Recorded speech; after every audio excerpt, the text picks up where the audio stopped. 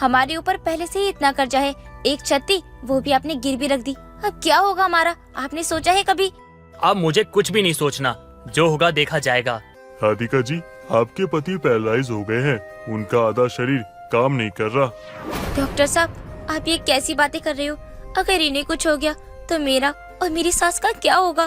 तेरी शादी एक गरीब परिवार में हुई है और तू एक गरीब परिवार की बहू है, तो तुझे अपने पति का हाथ बटाना चाहिए। अरे बहू, विमला आई है, कब से बोले जा रही थी कि ये तेरे हाथ की चाप खाना चाहती है, तो मैंने सोचा कि आज खिला ही दूं। बहू, बना दे जरा विमला के लिए चाप।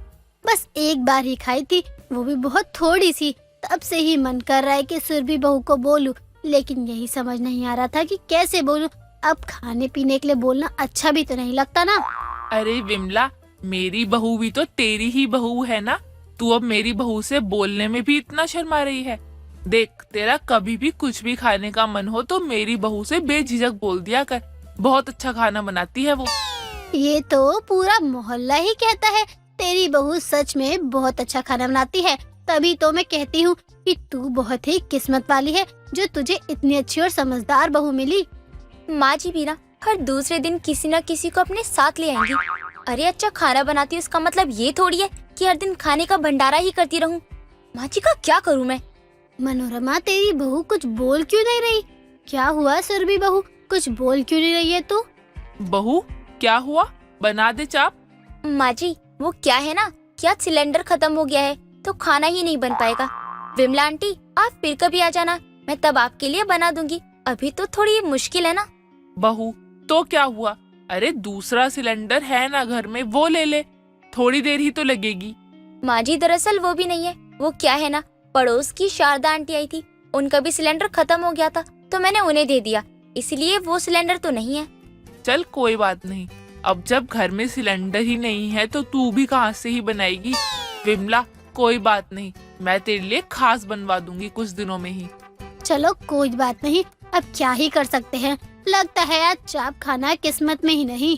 सुरभि अपनी सास से काफी परेशान थी, क्योंकि सुरभि अच्छा खाना बनाती, तो इसलिए सुरभि की सास आसपास के लोगों को घर बुला लेती थी ताकि वो सुरभि की तारीफ करे। ऐसे ही कई दिनों तक चलता रहता है। कुछ दिनों बाद वापस से मनोरमा अपने साथ कुछ लोगों को खाने पर लेकर आती है। सुरभि तब भी कोई बहाना नहीं बना पाती और खाना बना देती है, लेकिन वो काफी परेशान हो जाती है और अपने पति हेमंत से कहती है, हेमंत, अब तुम ही बताओ कि मैं माँ जी का क्या करूँ? अरे उन्हें क्या परेशानी है? सुरभि, क्या हुआ? तुम इतनी परेशान क्यों हो और माँ ने क्या किया है, बताओ मुझे। अरे माँ जी ने तो रोज का ही ड्रामा बना रखा है। हमेशा अपने साथ किसी न किसी को लेकर आ जाती हैं और बोलती हैं कि मेरी बहू बहुत अच्छा खाना बनाती है। बहू, आज ये बना ले, आज वो बना ले। हाँ, ये तो अच्छी बात है ना कि तुम्हारी सास तुमसे कितना प्यार करती है कि सबको तुम्हारे हाथ का खाना खिला के सबसे तुम्हारी तारीफ करवाना चाहती है। ये तो बहुत अच्छी बात है ना, इसमें दिक्कत क्या है, क्या है परेशानी? देखिए, मुझे तारीफ सुनने से कोई दिक्कत नहीं है, लेकिन तुम खुद ही सोचो ना, रोज लोग यहाँ आते हैं खाना खाने के लिए, लेकिन हमारा राशन भी तो लगता है, गैस भी लगती है, मेरी पूरी मेहनत लगती है, और उसके बदले हमें मिलता क्या है? हाँ, ये बात तो तुम बिल्कुल सही कह रही हो। मैं माँ जी को मना भी तो नहीं कर सकती हूँ ना। अब तुम ही बताओ मैं क्या करूँ और क्या नहीं। मेरे पास एक बहुत अच्छा आइडिया है, तुम एक काम करो, क्लाउड किचन ना शुरू कर दो, उसके बाद खाना बना कर बेचो, उसके बदले पैसे लो। हाँ, ये आइडिया तो बहुत अच्छा है, लेकिन माँ जी इस बात के लिए मानेंगी क्या? अरे तुम माँ की टेंशन क्यों ले रही हो, मैं हूँ ना, मैं माँ को मना लूंगा और समझा भी दूंगा। अब सुरभि अपना क्लाउड किचन शुरू करती है। सुरभि का पहला दिन था और सुरभि अपने क्लाइंट के लिए दाल मखनी बना रही होती है। तभी मनोरमा फिर से विमला के साथ आती है। बहू, मैंने पूरे मोहल्ले में बता दिया सबको कि मेरी बहू ने अपना बादल वाला किचन खोला है। माँ जी, वो बादल वाला किचन नहीं होता है, क्लाउड किचन होता है। हाँ, वही, क्लाउड को बादल ही तो कहते हैं। अच्छा, आज जो भी तू बना रही है जरा सी विमला को भी दे दे। विमला भी आज अपने घर में खाना नहीं बना रही तो यहीं से ले लेगी। माँ जी, लेकिन ये मैंने अपने क्लाइंट के लिए बनाया है, उन्हें कम पड़ गया तो? बहू, कुछ ना कम होगा, तू चिंता क्यों कर रही है? तू विमला को दे दियो, ठीक है ना? बहू, रायता होगा तो वो भी दे दियो। वो क्या है ना, मुझे रायता बहुत पसंद है। जी जी आंटी जी, बिल्कुल रायता क्या, आप हुक्म कीजिए। आपके लिए तो ये काम ही शुरू किया है मैंने। सुरभि के काम में फिर से मनोरमा दखल देने लग गई थी और आस पड़ोस को खाना लेने के लिए बोल देती थी। ऐसे ही कई दिन निकल रहे थे। कुछ दिनों बाद सुरभि भी खाना नहीं बनाती और अपने कमरे में ही बैठी होती है। तभी मनोरमा अपनी बहू के पास जाती है और बोलती है, अरे बहू, क्या हुआ? तू ऐसे शांत शांत अपने कमरे में क्यों बैठी है? आज खाना नहीं बना रही? माँ जी, क्या फायदा खाना बनाने का? मैंने सोचा था कि कुछ पैसे जमा होंगे तो मैं कुछ अपने लिए ले लूंगी, लेकिन यहाँ तो 1 रुपए भी जमा नहीं हो पा रहे हैं, बल्कि अपनी जेब से और चले जाते हैं। बहू, मैंने तो पहले ही कहा था कि ये सब मत कर, कुछ नहीं होगा। जब जेब से पैसे लगाने पड़ेंगे तो कहाँ से ही कोई काम चल सकता है। चल कोई बात नहीं, अब ये सब छोड़ दे। माँ जी, ये सब ना आपकी ही वजह से जेब से पैसे लग रहे हैं। आप जो हर रोज किसी न किसी को खाने के लिए लेकर आती हो ना, मेरा खाना तो कम हो जाता है ना, इसीलिए दोबारा बनाना पड़ता है मुझे। बहू, मैं तो इसीलिए ही बोलती हूँ ताकि लोग तेरे खाने की तारीफ करें। लोगों को भी तो पता चले कि तू कितना अच्छा खाना बनाती है। आगे चलकर तभी तो लोग तुझसे खाना मंगवाएंगे ना। माँ जी, जब लोगों को फ्री में खाना मिल रहा है तो लोग पैसे देकर क्यों जाएंगे? और मुझे शादी करके यहाँ आए हुए 1 साल से ऊपर हो गया है। अब तक तो पूरे मोहल्ले को अच्छे से पता चल गया है कि मैं अच्छा खाना बनाती हूँ, खासकर आपकी दोस्त विमला आंटी को। उनका तो बस नहीं चलता, वरना तो पतीला लेकर आ जाए यहाँ।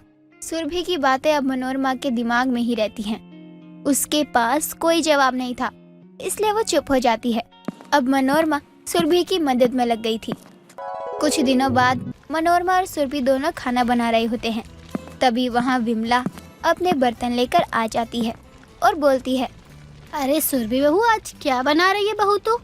आज मेरी बहू चाप बना रही है, तंदूरी नान मलाई कोफ्ता बना रही है। लेकिन तू यहाँ क्यों और हाथ में बर्तन लेकर? क्या हुआ? कुछ देने आई है क्या? जो भी देने आई है वो यहीं रख दे। अरे नहीं नहीं, कुछ देने नहीं आई हूँ। वो तो तुम लोगों के घर से इतनी अच्छी खुशबू आ रही थी तो मैंने सोचा जो भी बना है वो थोड़ा सा ले जाऊं। थोड़ा लेने के लिए विमला आंटी आप कुछ ज्यादा ही बड़ा कटोरा ले आई है। अरे इतना तो बना भी नहीं है यहाँ पर। अरे कहाँ बड़ा है, छोटा सा तो है। खैर जितना भी है उसमें से थोड़ा सा दे दे। ठीक है विमला। बहू, कितने बनेंगे इसके पैसे? विमला को भी ऐसे अच्छा नहीं लगता ना मुफ्त में खाना। पैसे क्यों मनोरमा, अब तक तो कभी पैसे नहीं लिए। हाँ वो तो पता है मुझे, लेकिन बात तो ये भी है ना कि तुझे अच्छा नहीं लगता मुफ्त का खाना खाना। तो बस इसीलिए मैं बोल रही हूँ कि बहू बता दे, जितने भी पैसे हुए वो दे देगी। अरे नहीं, मत ही दो। मेरे घर में भी खाना बना है, मैं बस चखना ही चाहती थी। मेरा पेट तो भरा हुआ है। अच्छा अब मैं चलती हूँ, मुझे बहुत काम है। विमला वहाँ से तुरंत चली जाती है। हेमंत हंसते हुए आता है। माँ, आपने विमला आंटी के तो छक्के छुड़ा दिए। देखो तो कैसे भाग गई। और नहीं तो क्या। अरे मैं ही पागल थी जो लोगों को अपनी बहू के हाथ का खाना खिलाना चाहती थी, लेकिन ये सब तो मुफ्त का खाना खाने आते गए। कभी किसी ने खुशी में आकर 1 रुपया नहीं दिया। लेकिन अब बहू की क्लाउड किचन में उसकी साथ साथ दे रही है तो काम तो बहुत अच्छा ही चलेगा ना। आखिरकार सुरभि की क्लाउड किचन की गाड़ी पटरी पर आ ही जाती है। राधिका एक गरीब परिवार से थी। वो मधुपुर के एक छोटे से गांव में अपने पति हरिया और सास गरिमा के साथ रहती थी। एक रात हरिया अपने कमरे में बेड पर बैठा हुआ था। तभी राधिका की आंख खुलती है। क्या बात है जी, आप अभी तक सोए नहीं? नींद नहीं आ रही क्या आपको? जिसके सर पे इतना कर्जा होगा, भला उसे नींद कैसे आ सकती है? कल जमींदार मिला था आधे रास्ते में, देखते ही रोक लिया उसने मुझे और कहा मेरा कर्जा कब देगा? मैंने कहा दे दूंगा। तो कहता है कब देगा, पहले मुझे ये बता। मैंने कहा जैसे ही होगा सबसे पहले आपको आके दे दूंगा। तो कहता है मुझे तेरी बातों पे यकीन ही नहीं है, अगर मुझे मेरा कर्जा नहीं मिला तो मैं तेरा घर हड़प लूंगा।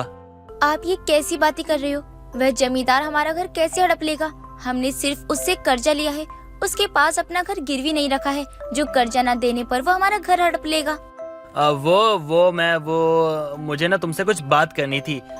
तुम वादा करती हो कि तुम गुस्सा नहीं करोगी तो बताऊंगा। देखिए जी, अगर आप गुस्सा करने का काम करेंगे तो मैं गुस्सा ही करूंगी ना। जल्दी से बताइए क्या बात है। राधिका, वो बात ये है ना कि जमींदार अपनी जगह बिल्कुल सही है। मुझे माफ कर दो, मैंने तुमसे ये बात छुपाई, लेकिन हमारा घर सच में उसके पास गिरवी है, इसलिए उसने हमारे घर को हड़पने की धमकी दी है।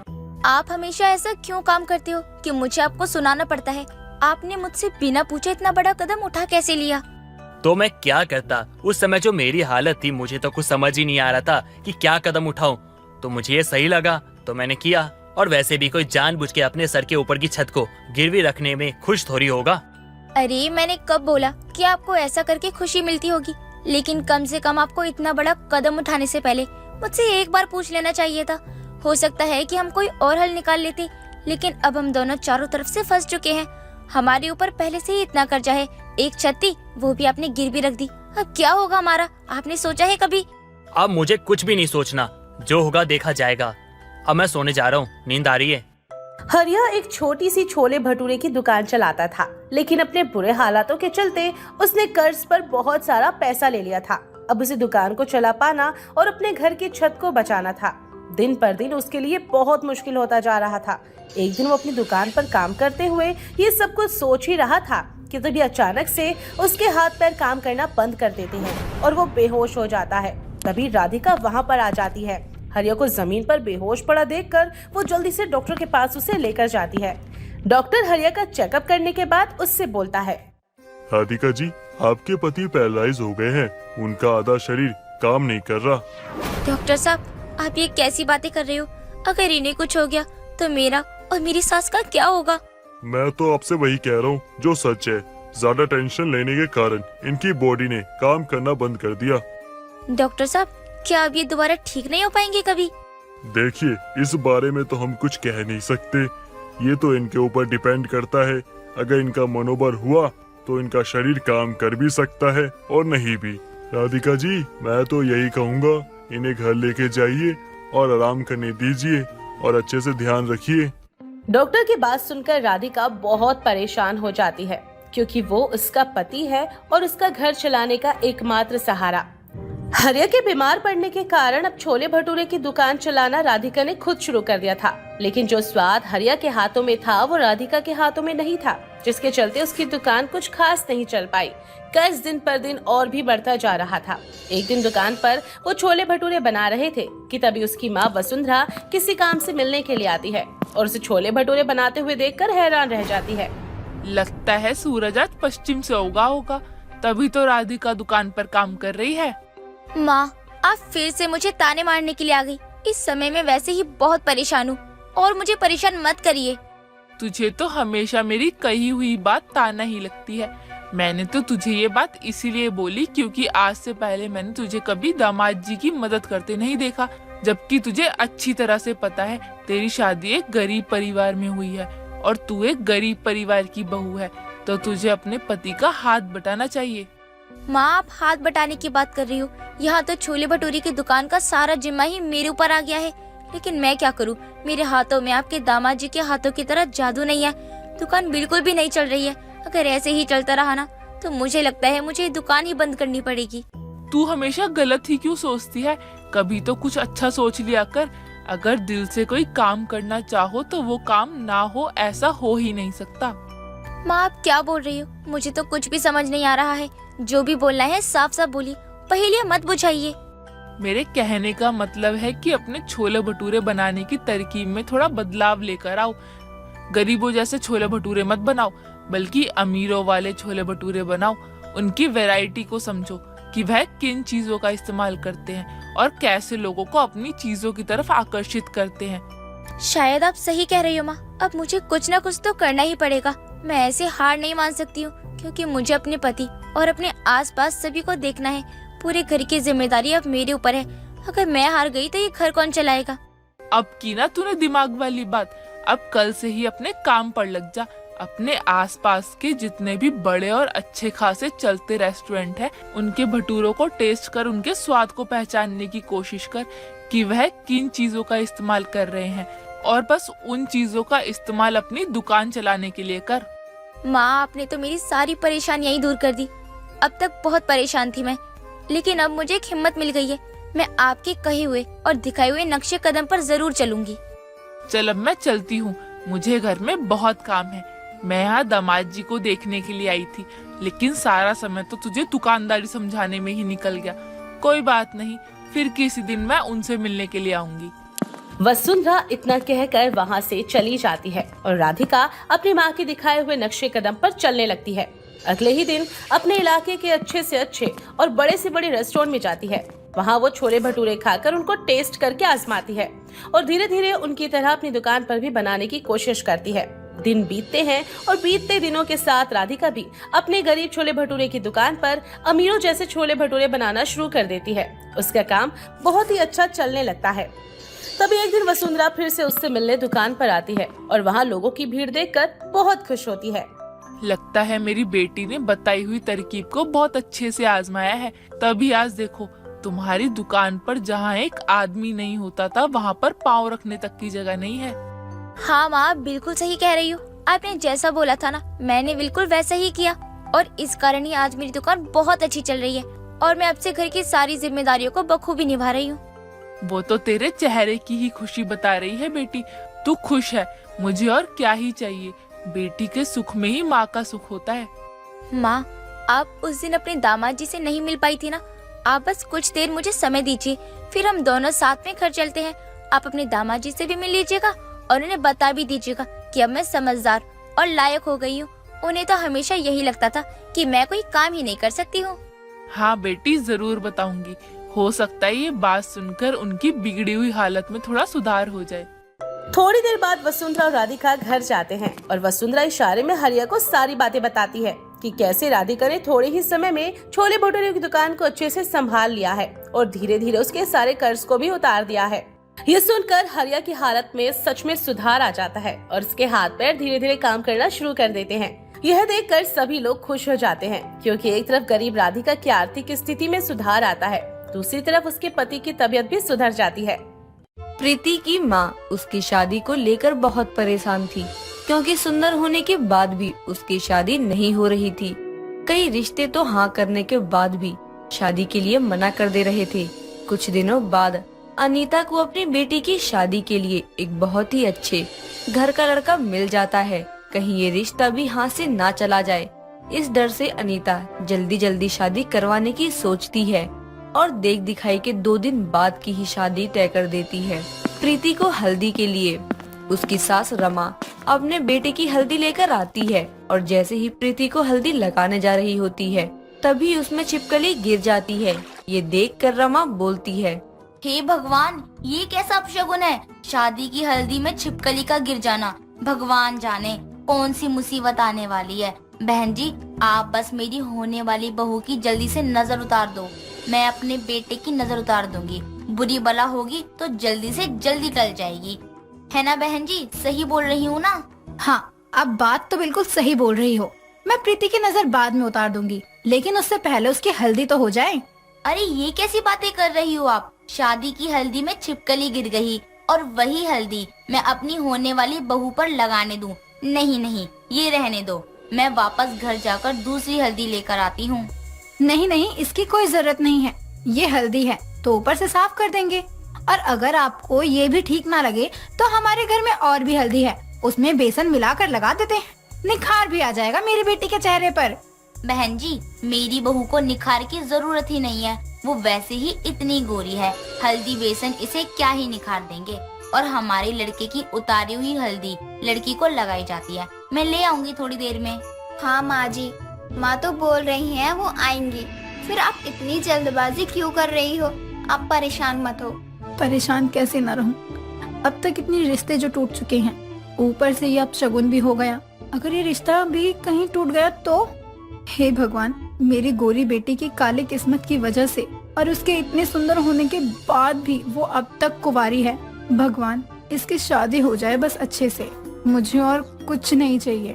बेटी की माँ है ना अनीता जी, इसीलिए परेशान तो रहना ही है। जब तक मेरी बहू मेरे घर नहीं आएगी तब तक ये परेशानी इन्हें सताती ही रहेगी।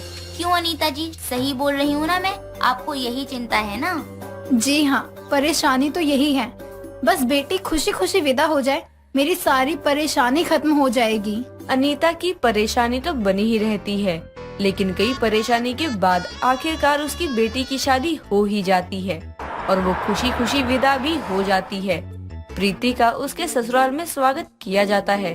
सब लोग बहुत खुश थे कि तभी प्रीति के पति ओम को उसके ऑफिस से कॉल आता है और वो बात करने लगता है। थोड़ी देर बाद ओम बात करके वापस अपनी माँ और प्रीति के पास आकर उनसे बोलता है, माँ मुझे अभी जाना होगा, मेरे सर का कॉल आया था। मुंबई वाले ऑफिस में थोड़ी प्रॉब्लम हो गई है, इसलिए मुझे कुछ 3-4 महीने वहाँ ही रहना पड़ेगा और 1.5 घंटे बाद की ही फ्लाइट है। हाँ तो कोई बात नहीं, मुंबई जा रहा है तो प्रीति को भी लेकर चले जा। अब ये यहाँ अकेले कैसे रहेगी, तेरे साथ ये भी चली जाएगी तो तुझे खाने पीने में भी मदद मिल जाएगी और ये भी घूम लेगी थोड़ा। नहीं माँ, काम अभी ज्यादा जरूरी है। मैं अगर प्रीति को लेकर गया तो मैं तो पूरा दिन ऑफिस में ही रहूंगा, लेकिन प्रीति घर पर अकेली क्या करेगी। इससे अच्छा है यहाँ आपके साथ ही रहे, यही ठीक रहेगा उसके लिए। ये कैसी किस्मत लेकर आई है बहू, आए हुए अभी 1 घंटा भी नहीं हुआ कि मेरा बेटा दूसरे शहर जा रहा है। आज तक मैं अपने बेटे के बिना 1 दिन भी नहीं रही, अब पता नहीं कितने महीने रहना पड़ेगा। माँ आप क्यों उसे बोल रही हो, वो तो अभी अभी आई और मेरे ऑफिस की वजह से मुझे जाना पड़ रहा है। इसमें उसकी क्या गलती है, आप उसे कुछ मत बोलो। और हाँ, मैं जितना जल्दी हो सकता है आ जाऊंगा। मैं आपका सामान पैक कर देती हूँ और रास्ते में कुछ खाने के लिए भी रख देती हूँ। वहाँ जाकर कॉल कर देना, ठीक है? और आप माँ जी की फिक्र मत करना, मैं हूँ यहाँ उनका ध्यान रखने के लिए। आप काम खत्म करके आना। कुछ देर में ओम अपना सामान लेकर वहाँ से चला जाता है।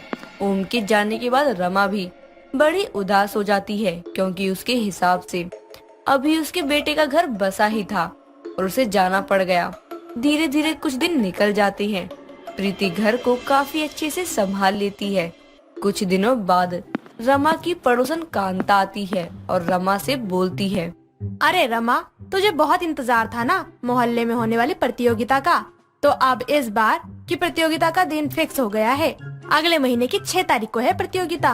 और इस बार प्रतियोगिता में इनाम क्या रखा है? और हाँ, इस बार किस चीज की प्रतियोगिता है? अब तो तू ये समझ कि ये प्रतियोगिता और इनाम जैसे तुझे और तेरी बहू को ही ध्यान में रखकर बनाया गया है। अच्छा, ऐसा क्या इनाम और प्रतियोगिता रख दी इन मोहल्लों वालों ने? इस बार ब्यूटी कॉन्टेस्ट है और तेरी बहू तो है ही इतनी सुंदर और गोरी चिट्टी, और इनाम में भी असली सोने की चैन है। अब तो वो पक्का तेरे घर ही आने वाली है। मोहल्ले की और औरतों ने भी तैयारी शुरू कर दी है, तो तू अपनी बहू की तैयारी शुरू करवा दे, कोई कमी नहीं रहनी चाहिए। पक्का इनाम तेरे ही घर आएगा फिर।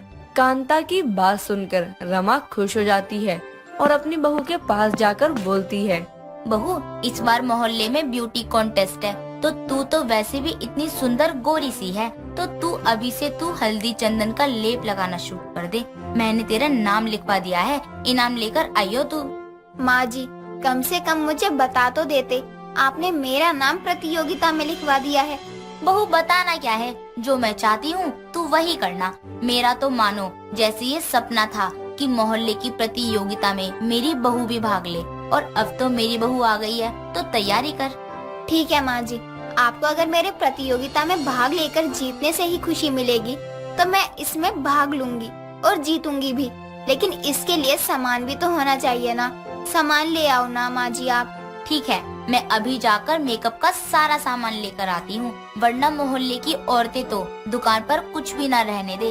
तू अपनी सारी अच्छी वाली साड़ी भी एक तरफ कर दियो, उनमें से कुछ पहनना है तुझे। रमा प्रतियोगिता के लिए बहुत ज्यादा खुश होती है और अपनी बहू को सुंदर दिखाने के लिए ना जाने कौन कौन से लेप लगाने लगती है। धीरे धीरे प्रतियोगिता का दिन नजदीक आ जाता है। प्रतियोगिता से एक दिन पहले ही रमा अपनी बहू के चेहरे पर हल्दी चंदन का फेस पैक लगा देती है। प्रीति जैसे ही फेस पैक को हटाती है, उसके चेहरे पर लाल लाल धब्बे हो जाते हैं और वो रमा के पास जाकर बोलती है, माँ जी, ये क्या हो गया? आपने क्या लगा दिया था मेरे चेहरे पर? लाल लाल धब्बे हो गए हैं। ऐसे तो मैं प्रतियोगिता में हार जाऊंगी ना। ना जाने कौन सी काली किस्मत लिखवा कर आई है तू। इतने दिनों से तो सब ठीक था, प्रतियोगिता से एक दिन पहले ही ये सब होना था। लगता है मेरा सपना सपना ही रह जाएगा। माँ जी, लेकिन इसमें मेरी क्या गलती है? मैं तो वही कर रही थी ना जो आपने बोला था। गलती तो तेरी काली किस्मत की है। जितनी तू चमकती है ना, अगर उतनी ही तेरी किस्मत चमक जाती तो कितना अच्छा होता। अब क्या मुंह दिखाऊंगी मैं सबको। रमा बहुत ही उदास हो जाती है। अगले दिन प्रीति प्रतियोगिता के पहले ही राउंड में बाहर हो जाती है। रमा अब तो प्रीति की काली किस्मत को ही कोसने लगती है और रोज रोज प्रीति को ताने देती रहती है। ऐसे ही दिन निकलते रहते हैं। कई दिनों बाद ओम वापस घर आता है।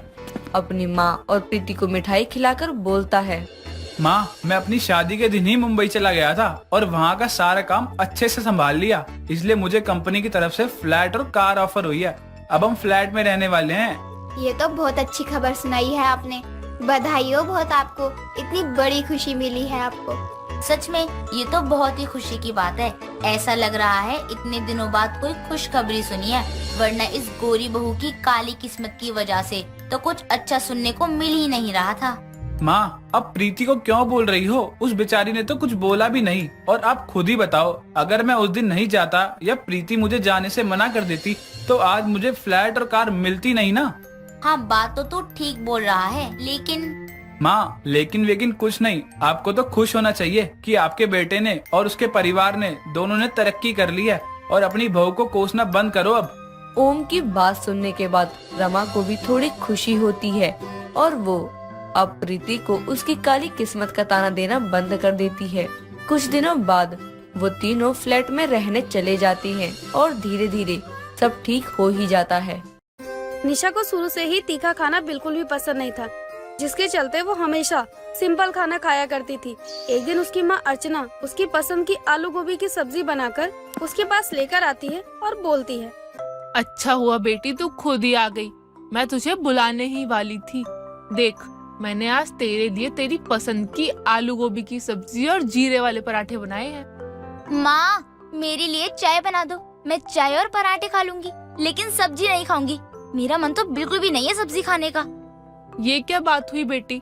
मैंने कितने प्यार से तेरे लिए तेरी पसंद की सब्जी बनाई है, फिर भी तू सब्जी नहीं खा रही। मैं क्या करूँ माँ, मेरे खाने का मन ही नहीं है। अब मुझे सब्जी देखने का भी मन नहीं करता। खाना तो बहुत दूर की बात है। ये क्या बात हुई? तुझे पता है ना कि सब्जी में कितनी ताकत होती है। अगर तू सब्जी नहीं खाएगी तो तेरे शरीर में ताकत कहाँ से आएगी? माँ, मैं जूस ले लेती हूँ ना, और भी चीजें खा लेती हूँ, लेकिन मुझे इस टाइम सब्जी या मसाले खाने का मन नहीं करता। आप मुझे चाय दे रही हो या नहीं? ठीक है, तू बैठ, मैं तेरे लिए चाय लेकर आती हूँ, वरना तू ऐसे ही भूखे पेट बाहर चली जाएगी। और कुछ देर बाद चाय का कप लेकर वहाँ से वापस आती है और निशा को दे देती है। चाय पीकर निशा बोलती है, वाह माँ, क्या चाय बनाई है आपने, मजा ही आ गया पी के। ऐसे ही आप मेरी बात मान लिया करो तो मुझे गुस्सा ना आया करे ना। हाँ ठीक है, अब इतना मक्खन लगाने की जरूरत नहीं है। जो प्यार से बनाया था वो तो तूने खाया नहीं, अब बेवजह की तारीफ कर रही है। माँ, मैं क्या करूँ, पता नहीं क्यों, लेकिन अब मेरा दिल रूठ गया है सब्जी से, इसीलिए मैं सब्जी नहीं खाती हूँ। खाने में सबकी पसंद अपनी होती है। अब जैसे आपको गाजर का जूस पीना पसंद है, अब जैसे आपको गाजर का जूस पीना अच्छा नहीं लगता है ना, तो आप नहीं पीती, वैसे ही आप मेरे साथ भी समझ लीजिए। हाँ ठीक है, मैं समझ गई हूँ। आज के बाद मैं तेरे लिए कुछ नहीं बनाऊंगी। माँ, आप गुस्सा मत करिए, लेकिन सॉरी, मैं जबरदस्ती कोई चीज नहीं खा सकती, वो भी जब मुझे पता है कि वो चीज मुझे नुकसान करेगी। निशा इतना कहकर वहाँ से चली जाती है। निशा को हमेशा से ही दाल रोटी या दही रोटी खाना पसंद था। सब्जी छोड़कर वो बाकी सभी चीजों को खा लेती थी, लेकिन उसके घर में सभी को सबसे ज्यादा सब्जियां पसंद थी, जिसके चलते वही बनता था। जो चीज निशा को बिल्कुल भी अच्छी नहीं लगती थी, जिसके चलते वो कई बार अपने घर में खाना ही नहीं खाती थी। दिन बीतते हैं और बीतते दिनों के साथ निशा की शादी एक कार्तिक नाम के लड़के से हो जाती है। कार्तिक को सब्जी खाने का बहुत शौक था। एक दिन निशा शादी के बाद खाने में दाल रोटी बनाती है और सैलेड के साथ डाइनिंग टेबल पर लगा देती है। तभी उसकी सास मानसी और पति कार्तिक वहाँ आते हैं और डाइनिंग टेबल पर सब्जी न देखकर वो बोलता है, निशा, लगता है तुम सब्जी लाना भूल गई, क्योंकि हमारे घर में हम चावल के साथ सब्जी खाते हैं। हाँ मैं जानती हूँ, लेकिन मैंने जब सब्जी बनाई ही नहीं है तो लाऊंगी क्या? मतलब तुमने खाने में सिर्फ दाल और रोटी बनाई है? हाँ, मैंने खाने में सिर्फ दाल रोटी बनाई है, क्योंकि मुझे सब्जी खाना पसंद नहीं है। अरे मैडम, आपको पसंद नहीं है, लेकिन हमें तो है, हमें तो खाना है, हमारे लिए ही बना देती। बनती तो जब मुझे बनाना आता होता। मुझे ठीक से खाना बनाना नहीं आता है, मैंने कभी बनाया ही नहीं है। मतलब तुम्हें सब्जी बनानी नहीं आती? मैं क्या कोई और भाषा में बोल रही हूँ क्या? मैं भी तो यही बोल रही हूँ कि आप बार बार मुझसे यही पूछ रहे हो। तुम्हें सब्जी बनाना नहीं आता तो सीख सकती हो ना, सीख लो, क्योंकि हमारे घर में सभी को सब्जी खाने का बहुत शौक है और हम लोग सब्जी खाते हैं। इसलिए ना तुम चुपचाप से बना दिया करो, और हमें सब्जी बहुत पसंद है। देखिए, ना मुझे सब्जी खाना पसंद है और ना ही बनाना। इसीलिए अगर आपको इतनी ही सब्जी खाने का शौक लग रहा है ना, तो आप खुद बनाकर खा लीजिए, मुझसे मत बोलिए। बहू, ये क्या तरीका है अपने पति से बात करने का? एक तो उसके पसंद का खाना बनाकर नहीं दे रही है, ऊपर से उससे बहस भी कर रही है। माँ जी, अगर आपको इतनी ही तकलीफ हो रही है तो आप ही बना कर दीजिए। ना ही मुझे खाना है और ना ही बनाना है। खाना है तो खाइए, नहीं खाना तो मत खाइए। निशा इतना कहकर कमरे में चली जाती है और कार्तिक भी गुस्सा होकर वहाँ से जाने लगता है। तभी उसकी माँ कार्तिक का हाथ पकड़कर रोक लेती है और बोलती है, कहाँ जा रहा है ओए भूखे पेट? अब तुझे भूख नहीं लगी क्या? आपकी बहू ने सारी भूख मार दी। मुझे मरीजों वाला खाना नहीं खाना। इसका मतलब तू भूखा रहेगा आज? तो और क्या करूँ माँ? आपने निशा के तेवर देखे? एक बार भी उसने कहा कि मैं बनाना सीख लेती हूँ? नहीं बोला माँ, उल्टा हमें मुंह पे मना करके गई है। बेटा, अभी तेरी माँ मरी नहीं है, उसने बनाकर नहीं दिया तो क्या हुआ? तू बैठ, मैं अभी तेरे लिए सब्जी बनाकर लाती हूँ। मानसी इतना कहकर रसोई में जाती है और कार्तिक के पसंद की भिंडी की सब्जी बनाकर लेकर आती है और कार्तिक को खाने के लिए देती है।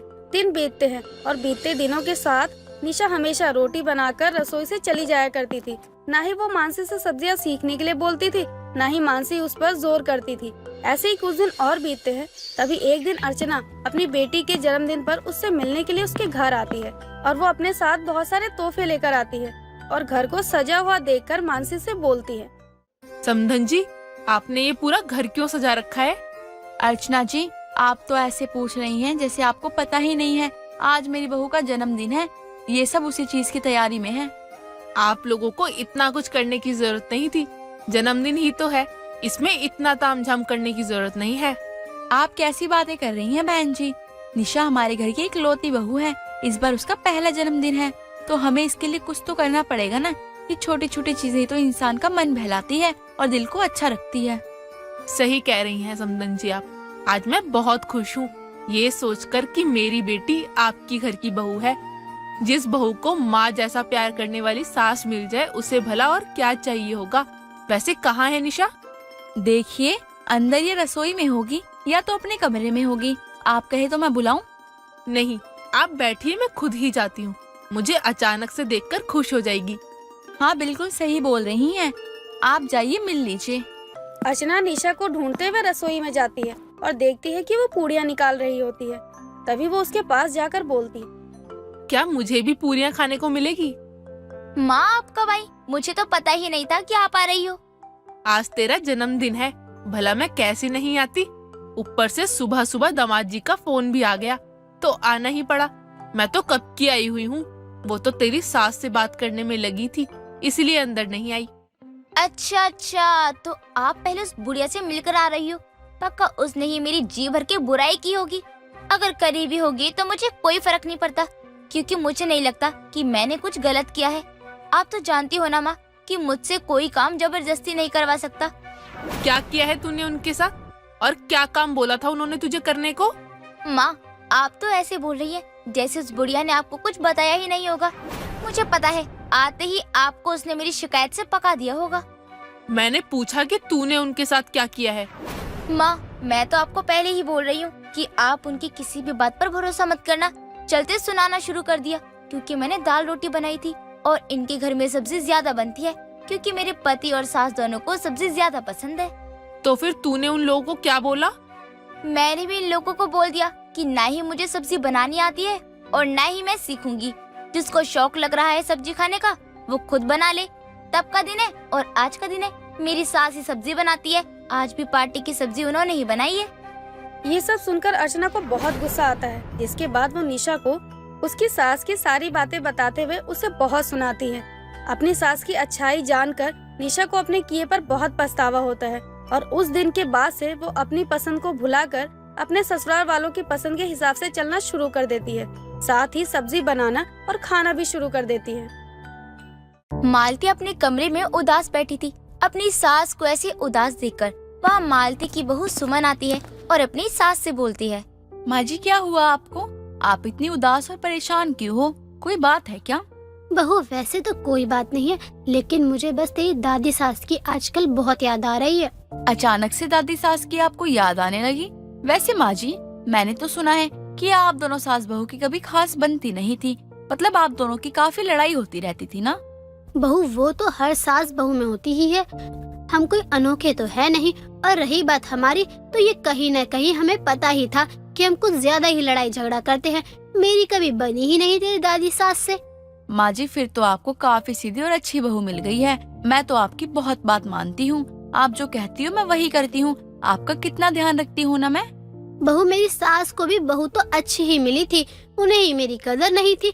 खुशनसीब तो तू है कि तुझे इतनी अच्छी सास मिली है। मेरी सास तो हर वक्त बस सर पर डंडा लेकर खड़ी रहती थी कि कब मुझसे कोई गलती हो और वो कब मेरी क्लास लेना शुरू करे। अरे आतंक बना रखा था उन्होंने अपने नाम का। नहीं माँ जी, ये तो अब ज्यादा हो गया। इतना तो मैं भी नहीं जानती दादी सास को। ससुर जी बताते हैं कि उनकी कोई आखिरी इच्छा भी तो थी। आपको पता होगा ना इस बारे में माँ जी? नहीं बहू, कोई आखिरी इच्छा नहीं थी। तेरे ससुर जी भी ना कुछ भी बोलते रहते हैं, उन्हें खुद तो पता नहीं होता कि वो क्या बोल रहे हैं। तू भी क्या अपनी ससुर जी की बातों पर ध्यान दे रही है? ठीक है माँ जी, अब आप ज्यादा उदास मत हो। मैं नीचे सबके लिए खाना लगा देती हूँ। आप भी और खाना खा लो, वरना खाना ठंडा हो जाएगा और फिर आपको अच्छा भी नहीं लगेगा। सब लोग साथ में खाना खाते हैं और फिर अपने अपने कमरे में चले जाते हैं। कुछ दिनों बाद सुमन काम कर रही होती है कि तभी वहाँ उसके ससुर मोहन आते हैं और मालती को आवाज लगाकर बोलते हैं, अरे मालती, कहाँ हो? ये लो, मैं प्रॉपर्टी के कागज ले आया हूँ। बताओ अब क्या करना है इसका? ससुर जी कौन सी प्रॉपर्टी के कागज? आप ये क्या कह रहे हो? हमारी कोई दूसरी प्रॉपर्टी भी है क्या? लेकिन मुझे इस बारे में तो किसी ने कुछ भी नहीं बताया। बहू वो मोहन इससे पहले कुछ बोलता, वहाँ मालती आ जाती है और मोहन को टोकते हुए बोलती है, आप भी क्या बहू को खामखाई बातों में लगा रहे हो? अरे बहू, ये तो मेरे भाई की प्रॉपर्टी के कागज है। वो कब से कह रहे थे कि उसे हमारे शहर में ही जमीन लेनी है, तो मैंने इनसे कहा था उसी बारे में। हाँ हाँ बहू, तुम्हारी सास बिल्कुल सही कह रही है, ये वही कागजात है। लेकिन माँ जी जहाँ तक मुझे पता है आपका तो कोई भाई ही नहीं है। फिर ये कौन सा नया भाई पैदा हो गया जो हमारे शहर में जमीन लेने वाले हैं? वो बहू तू नहीं जानती इसके बारे में, तेरी शादी में नहीं आ पाया था। मेरा सगा भाई तो है नहीं, इसीलिए तुझे पता नहीं है कि दूर का भाई है, काफी कम मिलना होता है इससे तो मेरा। माँ जी दूर के भाई के लिए आप इतनी मेहनत क्यों कर रही हो? वो तो आपके बेटे की शादी में भी नहीं आया और आप खुद कह रही हो कि दूर का है, तो इतना सब क्यों करना? बहू ऐसा नहीं होता है। अरे रिश्ता दूर का हो या पास का हो, मायने तभी रखता है जब हम उन्हें अच्छे से रखें। और वैसे भी मेरा भाई मुझे रोज फोन करता है, मेरा हालचाल लेता है। अब तो खुद बता, मेरा अगर सगा भाई होता तो वो कितना करता मेरे लिए। मालती अपनी बातों से सुमन को चुप करवा देती है, लेकिन सुमन को अपनी सास की ये बातें कुछ हजम नहीं हो रही थी। इसीलिए शाम को जब सुमन का पति अजय घर आता है और वो दोनों कमरे में साथ बैठे होते हैं, तो सुमन अजय से कहती है, अजय, माँ जी का कोई दूर का भाई भी है? ये तो आपने मुझे कभी नहीं बताया। तुम्हें किसने बता दिया कि माँ का कोई भाई है? अरे मैं 25 साल से माँ के साथ हूँ, उनका कोई भाई नहीं है। तुमसे किसी ने झूठ कहा है? मुझे तो माँ जी ने खुद ही बताया है। माँ जी कह रही थी कि उनका भाई रोज उन्हें फोन करता है। अरे माँ ने मजाक किया होगा तुम्हारे साथ, तुम भी ना उनकी बातों में आ गई। अजय की बात सुनकर सुमन को अपनी सास पर अब शक होने लगता है, लेकिन बिना किसी सबूत के सुमन कुछ नहीं कहती है। कुछ दिनों बाद मोहन कमरे में अपनी पत्नी से धीरे धीरे बात करते हुए कहता है, मालती, मेरी माँ की अंतिम इच्छा यही थी। मेरी माँ की न सही, लेकिन उनकी अंतिम इच्छा की तो सोचो। तुम उनके साथ ऐसा मत करो मालती। अब भी अगर मैंने अपने और अपने बच्चों के लिए नहीं सोचा तो मुझे अपनी माँ होने पर भी शर्म आएगी। आपसे तो कुछ किया नहीं जाएगा, और अब जब मैं अपने बच्चों के लिए कुछ कर रही हूँ तो आपको उसमें भी परेशानी हो रही है। अब आप मुझे रोकना मत बिल्कुल भी। मैं तुम्हें किसी बात के लिए नहीं रोक रहा हूँ, मैं बस इस समय अपनी माँ के बारे में सोच रहा हूँ। ये उनकी अंतिम इच्छा है, मैं नहीं चाहता कि उनकी अंतिम इच्छा अधूरी रह जाए। वो दोनों काफी ज्यादा धीरे धीरे बात कर रहे होते हैं। तभी उनके कमरे के बाहर से सुमन गुजरती है, तो उन्हें बातें करते हुए वो सुनती है और कमरे के अंदर जाकर बोलती है, माँ जी, ससुर जी, क्या हो गया आप दोनों को? इतना धीरे धीरे क्या बात कर रहे हो? अरे आपका ही घर है, आपका ही कमरा है, आपका ही परिवार है, ऐसी भी क्या बात है जो इतनी धीरे धीरे कर रहे हो? बहू तू भी कहीं भी घुस आती है। एक तो तेरे ससुर जी इतने दिनों बाद मुझसे प्यार भरी बातें कर रहे हैं और तू है बीच में बोलने लगी। तू जरा अपने पति पर ध्यान दे बहू, यहाँ वहाँ मत ध्यान दे। और सॉरी, मुझे नहीं पता था कि आप दोनों ऐसी बातें कर रहे हैं। आप दोनों आपस में लगे रहो, मैं जाती हूँ। सुमन वहाँ से तुरंत निकल जाती है, लेकिन कई दिनों से मालती कुछ अलग अलग हरकतें करने लगी थी। ये सब सुमन को काफी अजीब लग रहा था। एक बार मालती काफी देर रात बाहर जा रही होती है। सुमन अपनी सास को बाहर जाते हुए देखती है तो उसे टोकते हुए कहती है, अरे माँ जी, इतनी रात को आप अकेले कहाँ जा रही हो बाहर? कुछ काम था क्या आपको? नहीं बहू, काम तो कुछ नहीं है, वो बस खाना कुछ ज्यादा ही खा लिया था मैंने, तो पेट में गैस बन गई, तो मैंने सोचा थोड़ी देर बाहर घुमाऊं, ठीक हो जाएगा ना फिर। ठीक है माँ जी, फिर मैं भी आपके साथ चलती हूँ। शादी के बाद तो खुद पर ध्यान देने का मौका ही नहीं मिलता। आपके बहाने मैं भी थोड़ा घूम लूंगी। बहू तो क्यों मेरी वजह से तकलीफ उठा रही है? अरे मैं यहीं बस घर के बाहर तक ही जाऊंगी, थोड़ी देर में आ जाऊंगी। तो एक काम कर, सो जा। माँ जी, मुझे कोई परेशानी नहीं है, मैं तो आपके साथ ही जाना चाहती हूँ। बहू तुझे एक बार में मेरी कोई बात समझ नहीं आती है क्या? हर बार कलेश करना जरूरी है? जोक की तरह चिपकी रहती है। जा अब अपने कमरे में। मालती सुमन को सुनाकर वहाँ से चली जाती है। कुछ दिनों बाद पूरा परिवार साथ में बैठकर टीवी देख रहा होता है कि तभी घर में एक मनोज नाम का आदमी आता है और मनोज को देखकर मालती और भी हैरान हो जाती है। तुम यहाँ क्या कर रहे हो? तुम्हें घर का पता कहाँ से मिला? भाभी, यहाँ मुझे भैया लेकर आए, उन्होंने मुझे घर का पता दिया था। मोहन, आप ऐसा कर भी कैसे सकते हो मेरे साथ? मालती, अब बस भी करो। तुम कितनी खुदगर्ज हो गई है, तुम्हें पता भी है। अरे हमें कोई बताएगा आखिर यहाँ हो क्या रहा है? माँ, ये है कौन जो आपको भाभी कह रहे हैं? और पापा, अगर आपका कोई भाई है तो आपने बताया क्यों नहीं मुझे? बेटा, ये मेरा सौतेला भाई मनोज है, जिसे मैंने कभी सौतेले भाई जैसा समझा ही नहीं। लेकिन मालती के आने के बाद घर में दरार पड़ गई। मालती ने मनोज को घर से निकाल दिया। इस गम में माँ को दिल का दौरा पड़ गया। माँ की अंतिम इच्छा थी कि मनोज और हमारा परिवार एक हो जाए, लेकिन मालती ने ये होने नहीं दिया। माँ जी, आप अंदर से इतनी पत्थर दिल निकलोगी, मुझे पता ही नहीं था। ससुर जी, आप इतना परेशान मत हो। माँ जी ने अपनी सास की अंतिम इच्छा को पूरी नहीं की, ये उनका दुर्भाग्य है। लेकिन ये मेरा सौभाग्य है कि मैं अपनी दादी सास की अंतिम इच्छा पूरी करूँ। अब हम साथ ही रहेंगे।